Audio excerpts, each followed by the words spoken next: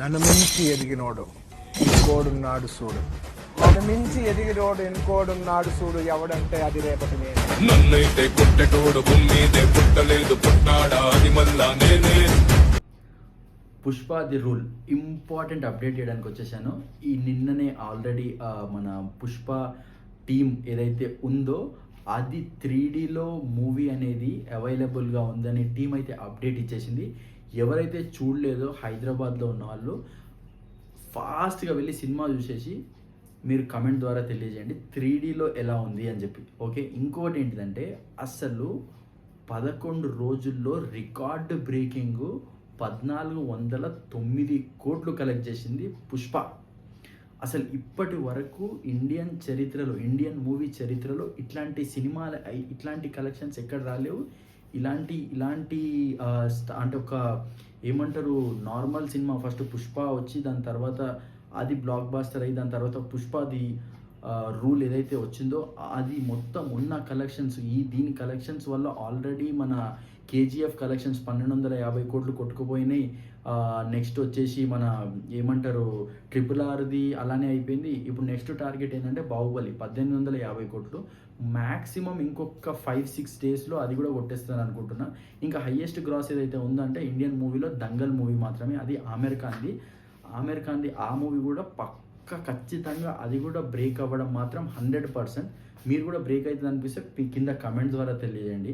And ఇంకొకటి ఏంటిదంటే important Pushpa hit కావడానికి ఇంత ఏంటిది అని అంటే ఫస్ట్ ఏంటిదంటే సుకుమార్ తీసిన డైరెక్టర్ ఎవరైతే సుక్కు సార్ ఉన్నాడో ఆయన తీసిన డైరెక్షన్. కానీ ఇంకొకటి ఏంటంటే అల్లు అర్జున్ గారు ఎవరైతే ఉన్నారో ఆయన యాక్టింగ్కి మొత్తం ఇండియన్ మూవీ ఎవరైతే ఉన్నారో అది నార్త్ సౌత్ అని తేడా లేకుండా మొత్తం UK US ఎక్కడెక్కడైతే ఉన్నారో ప్రతి ఒక్కరూ ఈ సినిమాని ఆదరించారు. కాబట్టి ఈరోజు మనం ఈ సినిమా గురించి ఇండియన్ సినిమా గురించి మొత్తం వరల్డ్ వైడ్గా మాట్లాడుతుంది.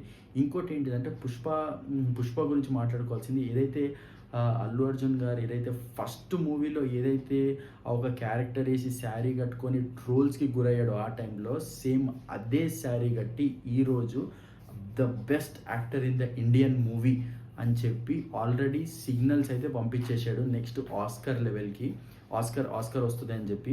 అండ్ నాకు అనిపిస్తుంది పక్క ఆస్కర్కి నామినేట్ అయ్యి ఈ మూవీలో ఆస్కర్ వస్తుంది యాక్టింగ్కి అని చెప్పి నాకైతే అనిపిస్తుంది. మీకు కూడా అలానే అనిపిస్తే ఎవరైతే అల్లు అర్జున్ ఫ్యాన్స్ ఉన్నారో ఒక లైక్ చేయండి అండ్ కమెంట్స్ ద్వారా తెలియజేయండి.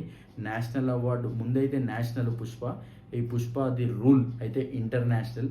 నేనైతే ఇది ఇంటర్నేషనల్కి వెళ్ళిందని అనుకుంటున్నాను. ఇంకోటి ఆల్మోస్ట్ ఇండియన్ మూవీస్ రికార్డ్స్ అన్ని బ్రేక్ అయ్యి ఇది ఒక సరికొత్త రికార్డు క్రియేట్ చేస్తుందని అనుకుంటున్నాను.